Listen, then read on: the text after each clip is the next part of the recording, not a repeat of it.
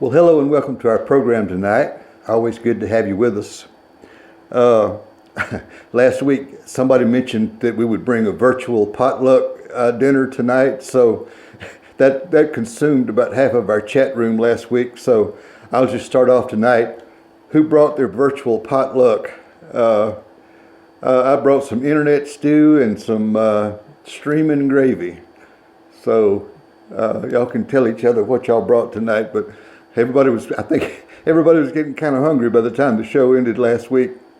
But it's always fun in our chat room, y'all. If you're not joining in, you feel free to join in with us. You get to talk to people from all over the place. I mean, all around our country and other countries as well.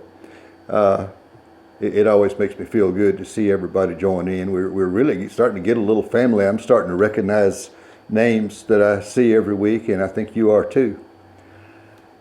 Tonight, I'm going to do a program that sort of does some requests. We've had several requests for these songs to do them again, and I'll have one fresh one for you tonight. I'm going to feature my little grandson Evan on a song with me tonight, and we'll get to that a little later in the program.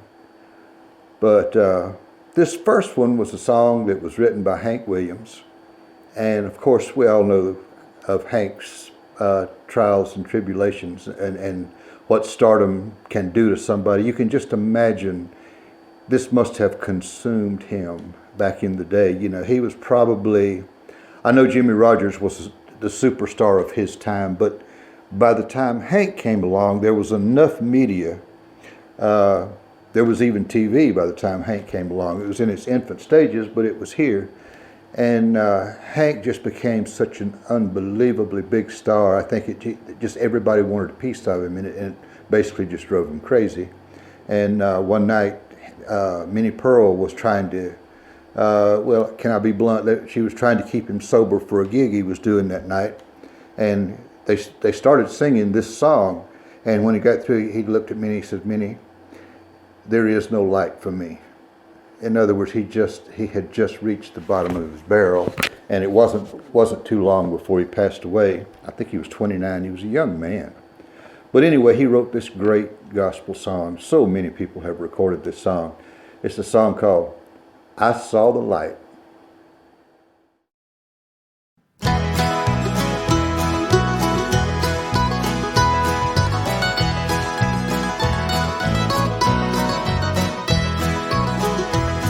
I wandered so aimless, life filled with sin.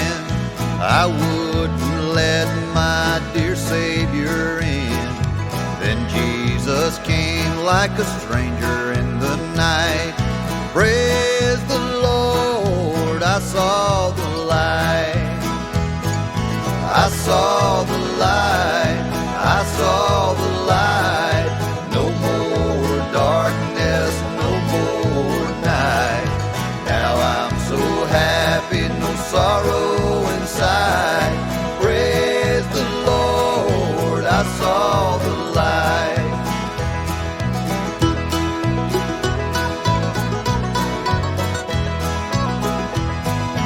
Just like a blind man, I wandered alone. Worries and fears I claimed for my own. Then like the blind man that God gave back his sight. Praise the Lord, I saw the light. I saw the light, I saw the light.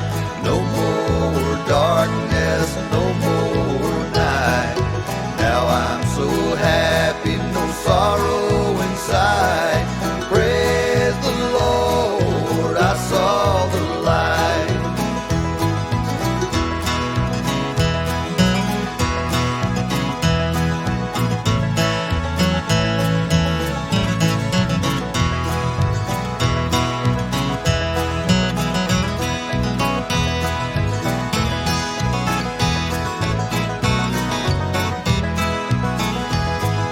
I was a fool to wander and stray, 'cause straight is the gate and narrow is the way. Now I have traded the wrong for the right. Praise the Lord, I saw I saw the light, I saw the light. No more darkness, no more night. Now I'm so happy, no sorrow inside. Praise the Lord, I saw the light. I saw the light, I saw the light. No more darkness, no more night. Now I'm so happy, no sorrow inside. Praise the Lord, I saw the light. Praise the Lord, I saw the light.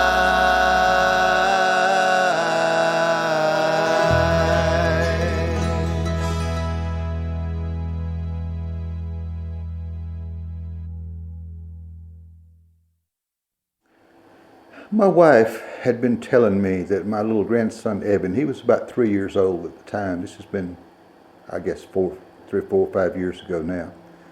But she said, Bert, he just sings your songs all the time. Said he's always got his little headphones on, and he's always playing your songs off the internet. And said he knows all of them.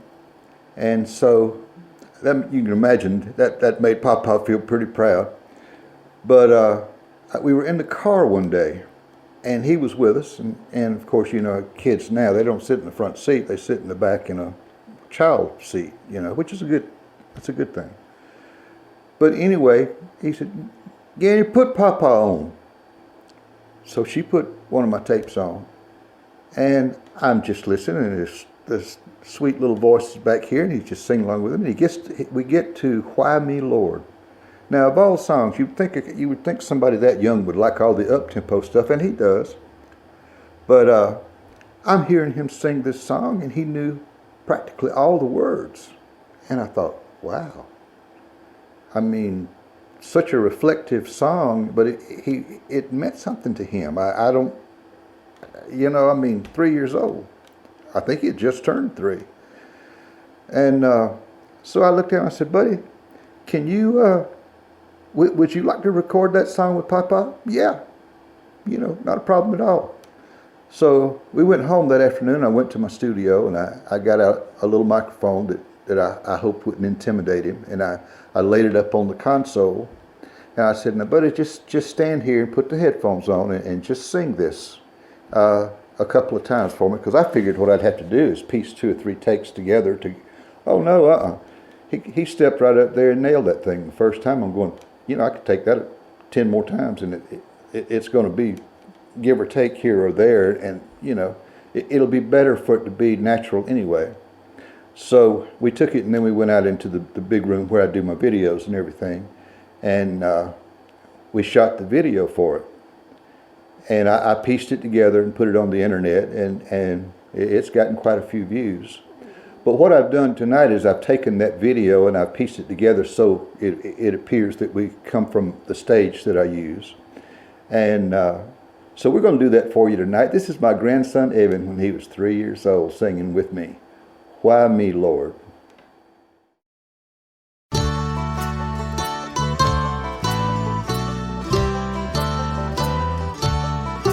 Why me, Lord? What have I ever done to deserve even one of the pleasures I've known?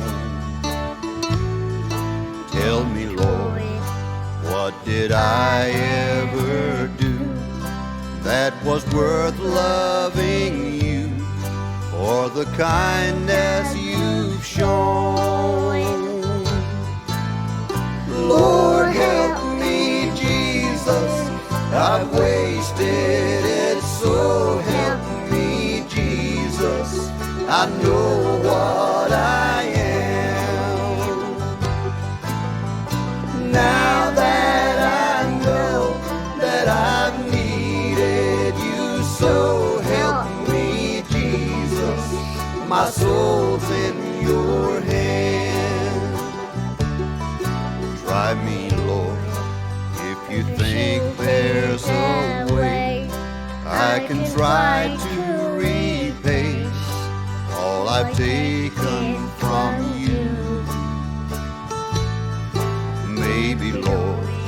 I can show someone else what I've been through myself on my way back to you.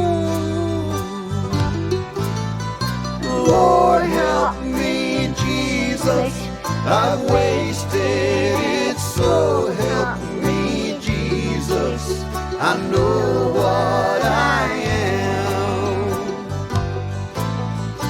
Now that I know that I needed you, so help me, Jesus, my soul's in your hand.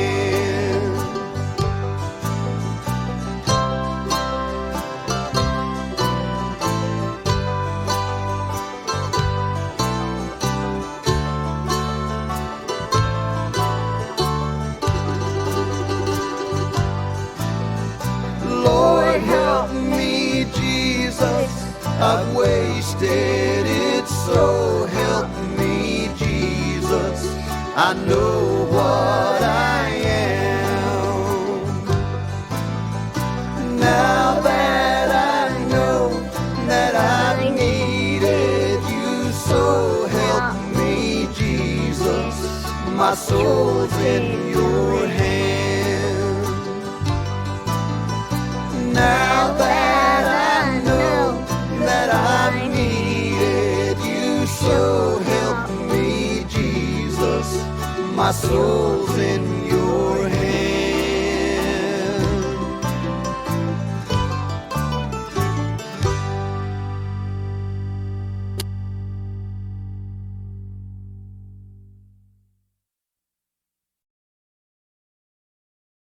For those of you who enjoy these great old gospel songs, I've put together a complete collection of all 6 of my gospel albums on 3 CDs.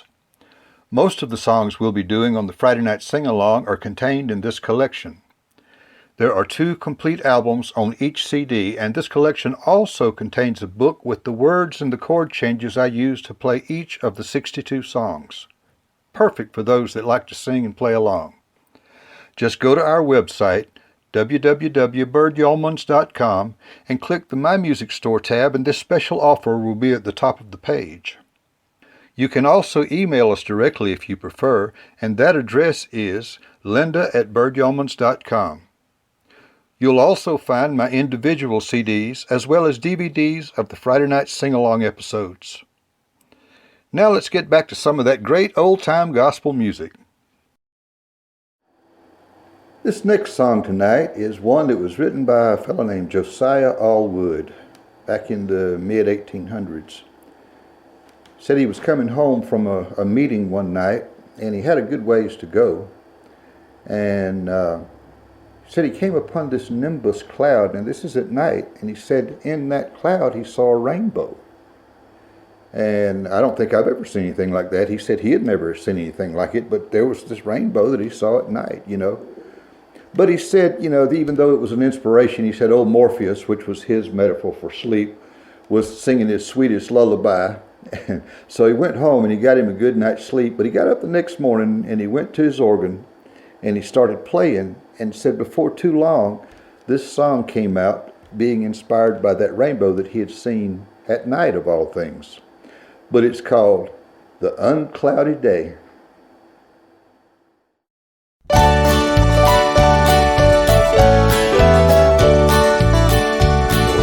Tell me of a home far beyond the skies. They tell me of a home far away. Oh, they tell me of a home where no storm clouds rise. Oh, they tell me of an unclouded day. Oh, the land of cloudless day. Oh, the land of an unclouded sky. Oh, they tell me of a home where no storm clouds rise. Oh, they tell me of an unclouded day. Oh, they tell me of a home where my friends have gone. They tell me of that land far away, where the tree of life in eternal bloom its fragrance through the unclouded day. Oh, the land of cloudless days. Oh, the land of an unclouded sky. Oh, they tell me of a home where no storm clouds rise. Oh, they tell me of an unclouded day.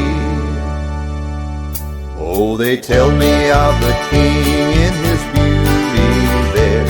They tell me that mine eyes shall behold, where he sits on the throne that is whiter than snow, in the city that is made of gold. Oh, the land of cloudless days.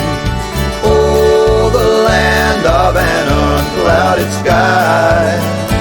Oh, they tell me of a home where no storm clouds rise. Oh, they tell me of an unclouded day. Oh, they tell me that he smiles on his children there, and his smile drives their sorrow all away. And they tell me that no tears ever come again in that lovely land of unclouded days. Oh, the land of cloudless days. Oh, the land of an unclouded sky. Oh, they tell me of a home where no storm clouds rise. Oh, they tell me of an unclouded day. Oh, they tell me of a home where no storm clouds rise. Oh, they tell me of an unclouded day.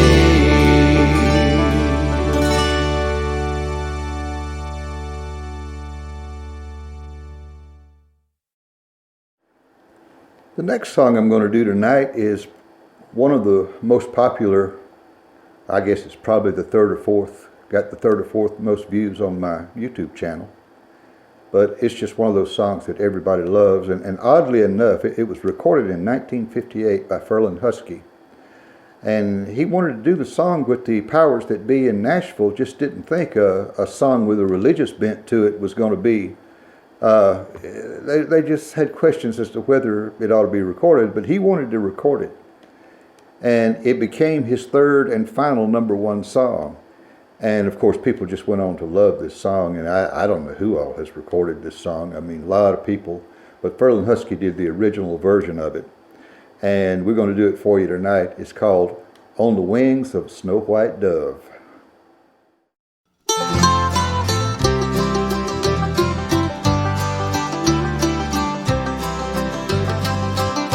On the wings of a snow white dove, he sends his pure, sweet love, a sign from above.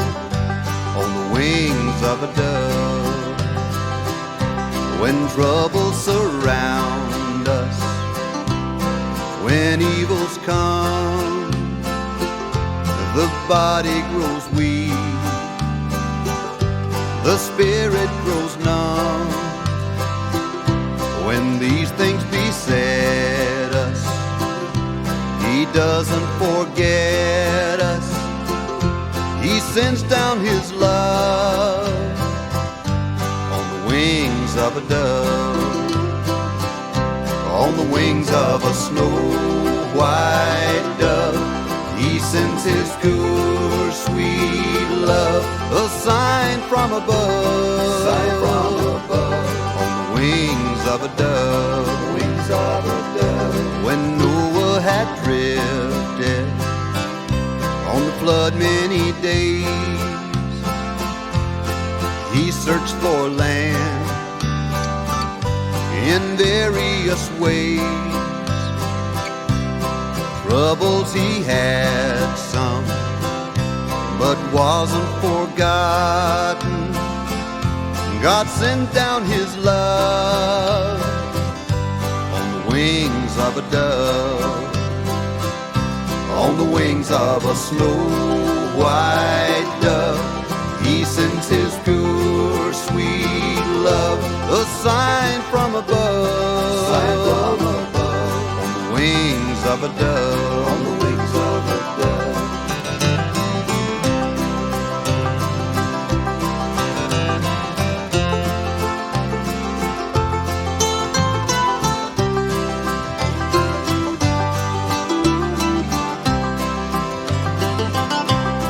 Jesus went down to the waters that day. He was baptized in the usual way. When it was done, God blessed his son. He sent down his love, on the wings of a dove, on the wings of a dove, on the wings of a snow white dove. He sends his pure sweet love, a sign from above, on the wings of a dove, on the wings of a dove, on the wings of a snow white dove. He sends his pure sweet love, a sign from above, on the wings of a dove, on the wings of a dove, a sign from above, on the wings of a dove, on the wings of a dove.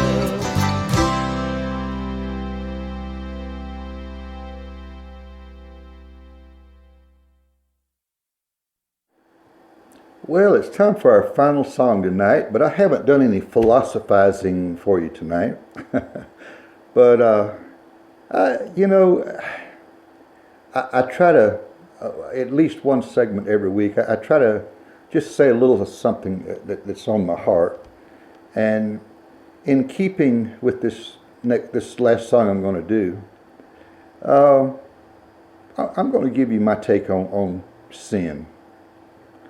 You know, a lot of people use the word sin as a very manipulative device. They want to make you feel guilty about this and guilty about that, and you're just this terrible person because you can't control yourself, and blah, blah, blah. And, you know, I mean, there's morsels of truth. I was going over last week how there's so many denominations, and there's bits of truth in all of it, you know. But God made us in His image. I mean, we have an inner knowledge of right and wrong. Now, we can deny that over a period of time, and we get to where it doesn't bother us to do things that are not right or wrong. But what I see in the Bible is a very practical way to live. The reason that Jesus' words are still with us today is because they make sense. The stuff that He told us to do, if we do it, we stand a much better chance of having a happy life. It's like, instead of it being some, you know, when I was growing up, I think my take on God was an old man sitting on a throne taking names and going to kick butt later on, you know. That's been tempered a little bit as I've gotten older. What the Bible was warning us about the pitfalls along the way that will cause us misery in life. You know, it's like a loving father saying, son, don't touch that, it's hot. Well, if you go ahead and touch it, God will let you go ahead and touch it. But you will get burned. He's just trying to save you from getting burned, you know, or getting hurt or whatever. So for me, yes, there are some sins that are pretty grave, and I wouldn't want to take my chances with what the afterlife punishment that might take place if we do those things. But generally speaking, most of us are not going to kill anybody. Most of us are not going to rob banks. Most of us are not going to hurt anybody per se.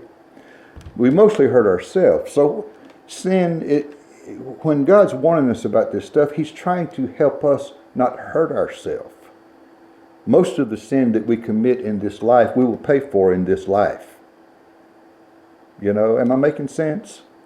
So God is like a loving father just warning us to stay away from certain things. And if we stay away from those things, we will have a happier life because we won't have as much to deal with. I know there's some things I wish I hadn't done in my earlier years. You know, it would have made my life a whole lot easier. But as I learned and as I grew and got more in line with those things, my life became easier. And I've always been a reasonably happy person, but my last few years have been the happiest time of my life because I've tried to. Am I perfect? Absolutely not. I make mistakes every day of my life. I still work on some things, you know. When I was in my early rock and roll days, some of my language was not too, I wasn't very proud. I'm not proud of it now. Now and then I'll hit my finger, and when I'm working on my woodworking, I may say a word I shouldn't say, but it's to me, oh, sorry, God, you know. So you know, you work on those things. But this next song sort of references the temptation that we face in life. Josh Turner wrote this song, and he said he had been to the library listening to some old Hank Williams material. And of course, Hank did a lot of train songs. And so he said he was going home that night inspired by the train songs, and then all of a sudden he had this vision of a long black train, which is a metaphor for sin, you know, or the wayward way of life. So he's warning us to don't ride that train. And that fits into what I was just trying to tell you, to speak to you about a minute ago. Sin is something basically that we will pay for as, you know, when we commit it now. So if we can avoid those pitfalls, it'll help us have a happier life. But for our final song tonight, I'm going to do Josh Turner's The Long Black Train.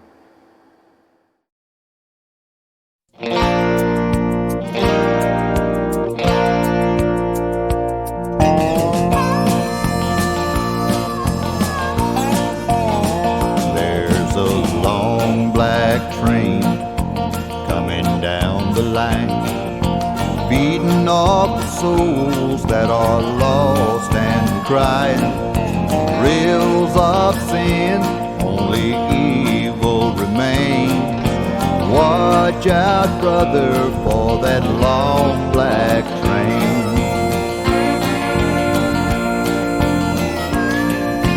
Look to the heavens, you can look to the sky.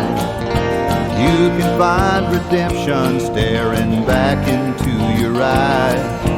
There is protection and there's peace the same.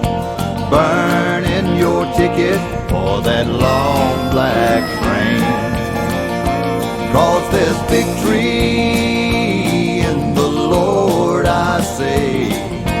Victory in the Lord. Cling to the Father and His holy name, and don't go riding on that long black train. There's an engineer on that long black train, making you wonder if the ride is worth the pain.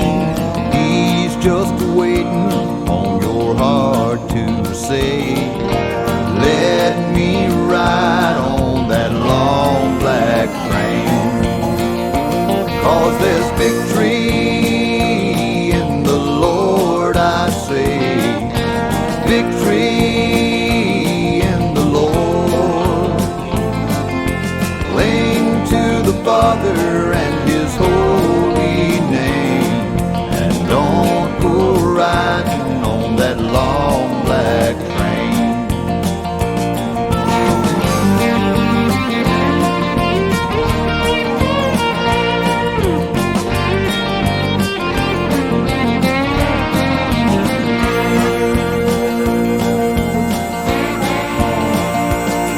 Well, I can hear the whistle from a mile away. It sounds so good, but I must stay away. That train is a beauty, making everybody stare. Its only destination is the middle of nowhere. 'Cause there's victory in the Lord, I say. victory in the Lord. Cling to the Father and His holy name, and don't go riding on that long black train. I said cling to the Father and His holy name, and don't go riding on that long black train. Yeah, watch out, brother, for that long black train. That devil's a driving that long black train. Yes, there's victory in the Lord, I say. Victory in the Lord. Cling to the Father and His holy name, and don't go riding on that long black train. Yeah, watch out, brother, for that long black train. That devil's a driving that long black train.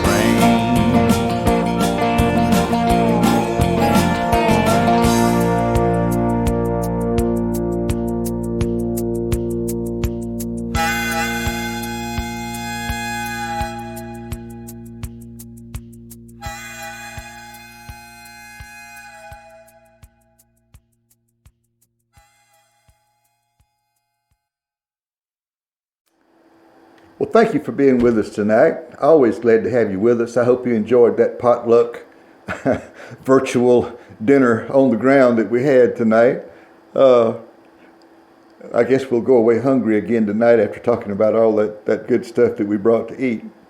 But don't forget, go by our website, birdyeomans.com, and check out our CDs and songbook, etc.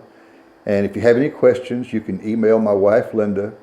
Her email address is linda@birdyeomans.com, and she can help you with any questions that you might have. But I hope you have a great week, and don't forget, commit some random act of kindness this week and smile at somebody. And I'll see you next Friday night at 8 o'clock.